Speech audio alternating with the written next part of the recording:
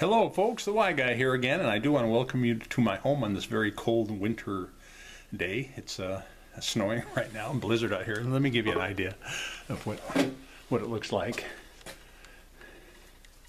Yes, it is beautiful, but you won't think so if you were in the plow with me a little later. But anyway, welcome to my home. Look me up on Facebook, okay? Under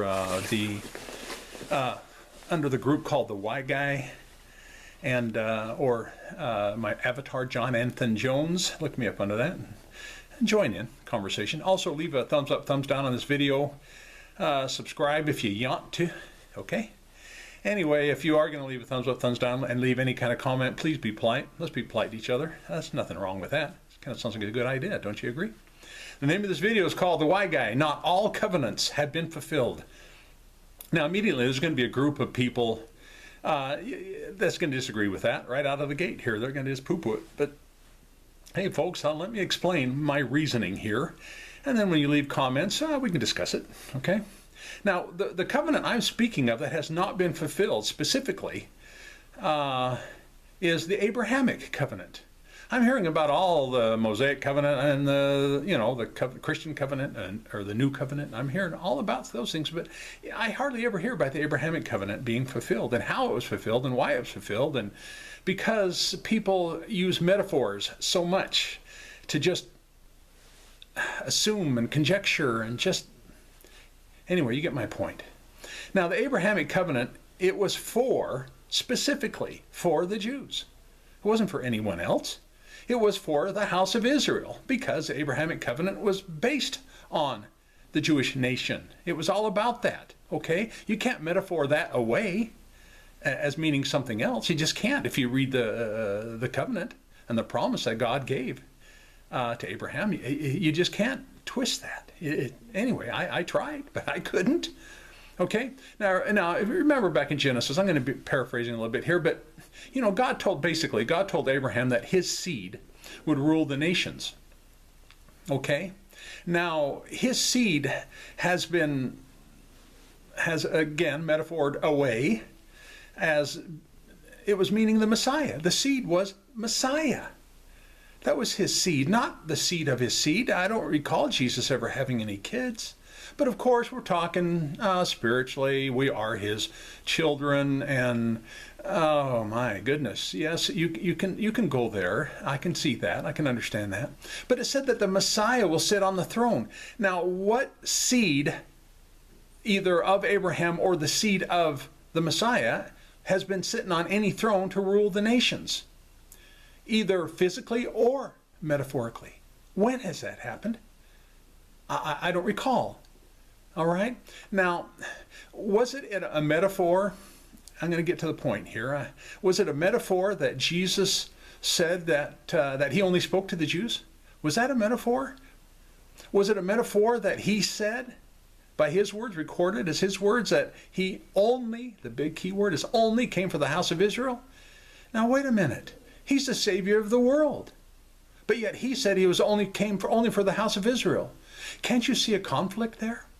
There's a problem here, folks, that needs to be explained. Jesus was either lying when he said he only came for the house of Israel, or he's the Savior of the world, or there's something else in the works here. A covenant that hasn't been fulfilled yet.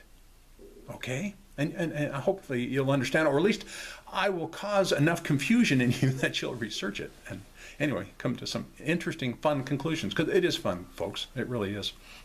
Let me see, a metaphor that I hear all the time on my friends on Facebook, because no one agrees with me, by the way, about this on Facebook. Well, one person does, Joe Lindsay. Hi, Joe. I'm assuming you're going to watch this video. Anyway, howdy. There's the metaphor that's always used as, well, the throne is referencing our hearts. Well, when did anyone's heart ever rule the nations again? You see what I'm saying? Or sit on a throne, and or I guess the throne is our heart, so I take that back. But the seed, we're all the seed, we're all people. I already covered that. What person, what seed has actually ruled the nations? You see, nobody has, because you understand the nations. We have a Jewish nation, we have Islamic nations, and we have Gentile Christians who call their nation a Christian nation. You know what I'm saying? You see, so that there isn't anybody ruling all the nations. It isn't happening. It never has happened in history. Okay? Now here's a question. Actually it's a statement. Jesus never spoke to Gentiles. The question is, why is that? Why is that? And then, because if you think about it, the plan, the other gospel, and I think that's a key word, other gospel, for the Gentiles that hadn't been revealed yet.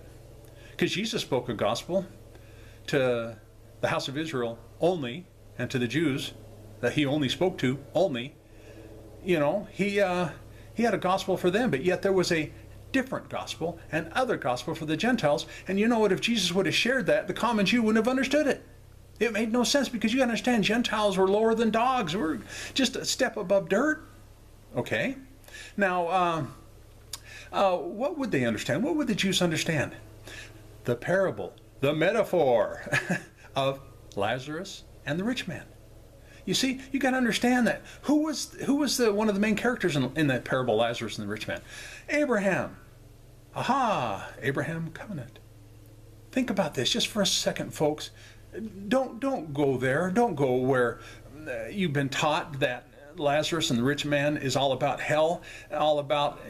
Don't go there for a second. Just open up your minds just enough to understand. First off, that the ancient Latin church perverted the word unseen in the Greek to the word hell for their reasons, their agenda, which I'm not going to get into right now. Okay? So you can remove the word hell from that for just a moment and replace it with the Greek word that was originally there called unseen. All right? Now let's discuss the parable just for a second. Who is the main character in there? One of the main characters? Abraham.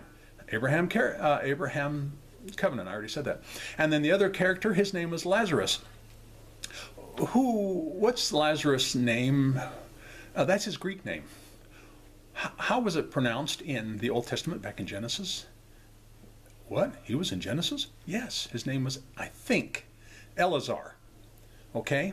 And Eleazar was Abraham's buddy. He was his son that he didn't have. Okay? He was his companion, his close confidant. Matter of fact, he was so close to Abraham, he was so close to his heart. And where's the heart located? It's located in Abraham's bosom. You see, Lazarus was found in Abraham's bosom, according to this parable. That's how close they were. See, the Jews understood that, because Jesus didn't say the word Lazarus. Okay? He said the word that was mentioned in the Old Testament, the name. All right? Because he was talking to Jews. He wasn't talking Greek. Now, if you think back, Abraham had a covenant with God, and before Sarah got pregnant, he was given a covenant. And so he had promises of God that was given to him. It's mentioned in Genesis that Abraham is going to give all of his inheritance. What is his inheritance? The promises of God, as well as his physical stuff here. He was going to give all of that to Eleazar, to Lazarus. All right?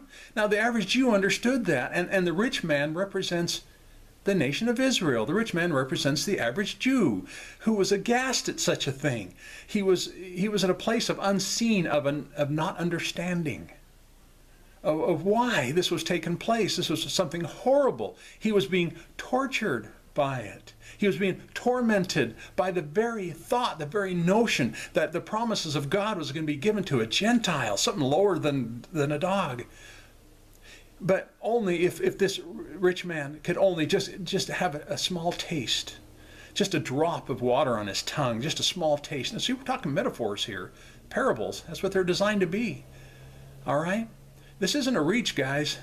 This is more of the Greek, the right way to translate things, as well as historical. And let me see what else. Oh, the chasm, the big divide between the rich man and Abraham and Lazarus. Jesus is that divide. To this day, the Jewish nation has rejected Jesus as their Messiah. not only for the nation of Israel, but for the world. They have rejected him. That is a huge divide, folks. All right? There isn't going to be a crossing of that divide. Not yet. Okay?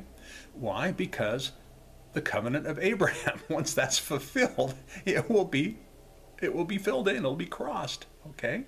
All right, let's move on. I drug that in the dirt. Did the sandal-wearing Jesus, the one who walked and talked among the Jews, did he give a different message than to all the other apostles than the glorified Jesus gave to Paul? You don't think so? Then why did not all of them, but the followers of all the other apostles, why did they try to kill Paul on more than one occasion? Because he was giving a different gospel message. Okay, folks, there's a reason for it. You're going to have to research this on yourself. I'm trying to keep this video short because I'm coming to a conclusion here. Now, here's some more questions that you really need to be asked. Why? Let me back up just a little bit. If the seed, let's go back to the seed because it's just something dawned on me that I forgot that I wanted to mention. If the seed wasn't so important, then why was he born a Jew? Why is it that in the Old Testament it talks about so-and-so begat so-and-so who begat so-and-so and their seed begot so-and-so and their seed begot so-and-so, and it was a horrible, horrible read. But yet it can be the lineage of that can be traced all the way down, all the way to Mary and to Jesus. Jesus could have been born an Arab or a Gentile or anybody else. Why was he born a Jew? Okay, that is so important. What, so that he wouldn't be called a liar? When he said, I only came for the house of Israel, yet he's a savior of the world, but only for the house of Israel. Are you catching this? Okay, it is important. The seed is important. It isn't just something that you can arbitrarily just throw out there and metaphor it away. You can't. You just can't do it. Because all those begats would have been unimportant, and the fact that Jesus was born a Jew and said those things that he said would have made it all unimportant. It really would have. If you think about it. Okay, more questions. Let me see. Why did the Jews always speak of being with Jesus? This is, during his time, sandal-wearing Jesus. Why did they always speak to Jesus about reigning with him in the millennial time instead of going to heaven and being with Jesus in heaven? Why is it that that's always what was always on their mind? Okay? Why isn't heaven mentioned as a goal anywhere in the Old Testament for the people after they die? You can't find it anywhere. And why is it that only religious Gentiles, even today, why their goal is heaven? And yet it never was for the Jews. Why is it that Paul states he is the only apostle for the Gentiles? Selfish sucker. They got 11 other ones, or... Anyway, what makes Paul's message so different than all the other apostles? And I'm going to answer it here in just a moment, come to a conclusion. Why does Paul mention two different gospels for two different groups of people in Galatians 2:7? There's a reason for it. There's a reason for this madness, folks. And why is it the historical goal of the Jew to rule during the millennium here on earth, and the goal of the Christian is to make it to heaven? Why is that? You see, you can't metaphor it all away. You just can't. There's two different gospel messages, folks, for two different groups of people for two different reasons. That's what the conclusion that I had to come to. Alrighty. The sandal-wearing Jesus had a gospel that encompassed, works without, James said that works without, grace without works is dead, something along those lines anyway. And then Paul says it's grace only. See, two different messages, folks. Why? Because Paul said he only came for the Gentiles. The Gentiles, it's grace only. In order to rule the nations, you have to have a mixture of law and grace. That's what ruling is all about, okay, as far as here on earth. And I honestly believe Jesus is going to sit on a real throne in a real city, a new Jerusalem, and rule the nations. All right, it's not going to be the end times garbage of just destruction and all that. No, we're talking about a loving God here, and Jesus is only going to rule. Even though it says an iron staff in the book of Revelation, Jesus is love, man. It ain't going to be. I mean, it'll be firm. There's this thing called tough love, okay? And people will be gnashing their teeth. No doubt about it. I mean, people right now gnash their teeth when sometimes God turns up the heat. All right, it just how it is, and that was a figure of speech too. Yet, Paul always talks about the Gentiles, believers, as ruling in the heavenlies and judging the angels, sitting in heavenly places. And yet, Jews never ever considered that or even thought about that. That's not part of their goal. Their goal is to rule in the millennial kingdom. And of course, there are Christians who believe millennial kingdom has already come and gone, and wow. And they use metaphor to justify that. I'm sorry, folks, I can't go there, even though I love you dearly. I really do. Most of you are my friends on Facebook. So anyway, things to consider, folks. There are just too many unanswered questions that all lead back to the Abrahamic covenant, that it has not been fulfilled yet. It just hasn't. So I thank you for viewing, and I hope I at least placed a seed of doubt to where you'll cause you to research.